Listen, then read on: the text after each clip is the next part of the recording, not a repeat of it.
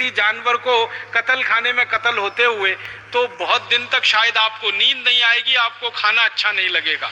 इतने ज्यादा बर्बरता से जानवरों को कत्ल किया जाता है। और जानवरों का कत्ल होते समय उनकी जो चीत्कार निकलती है, उनके शरीर से जो स्ट्रेस हार्मोन निकलते हैं और उसकी जो शॉक वेव्स निकलती हैं, वो पूरी दुनिया को तरंगित कर देती हैं, कंपायमान कर देती हैं।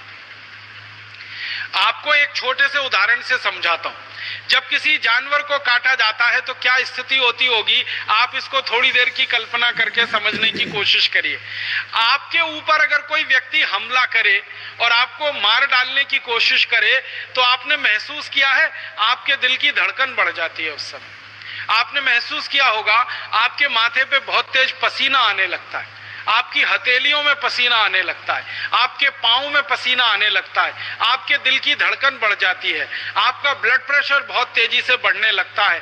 माने शरीर में कुछ खास तरह के परिवर्तन आते हैं जब कोई हमारे ऊपर हमला करता है। और हमला करने की स्थिति में हमारा शरीर, हमारा मन दो ही प्रयास करता है, या तो हमलावर से हम लड़ जाएं, भिड़ जाएं, या वहां से भागकर अपनी जान बचाएं।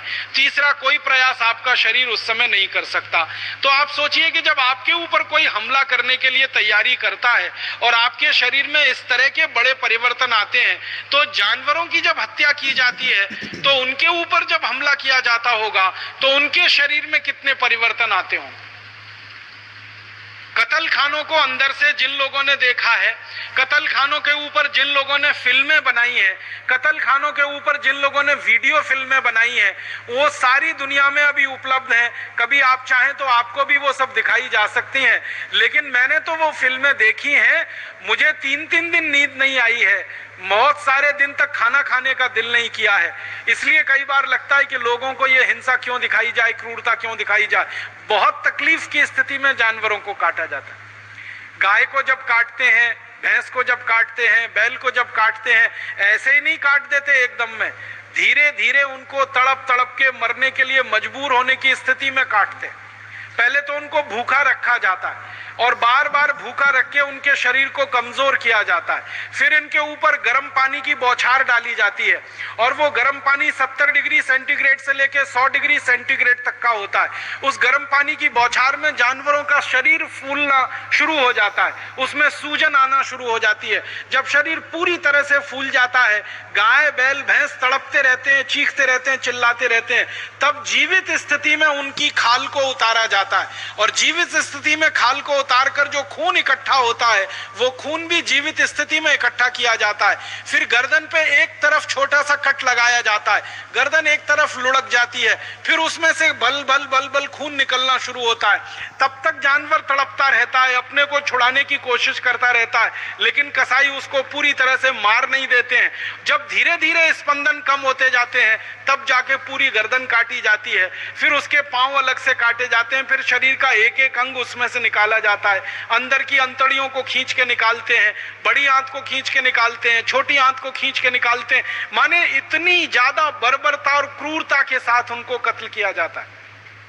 अक्सर ये देखा गया है कि जानवरों में जैसे गाय है, या तो बैल है, या तो भैंस है, या तो सुअर है, या तो मुर्गे मुर्गियां हैं, इनकी गर्दन पर जब एक कट लगा देते हैं, पूरी गर्दन नहीं काटते, तो वो जिंदा रहने के लिए इतना चीखते तड़पते चिल्लाते हैं कि कोई उनकी चीख पुकार सुन नहीं सकता, सिवाय उन बहरे कानों के जो रोज उनको काट काट के उनके मांस को डब्बों में पैक करते हैं।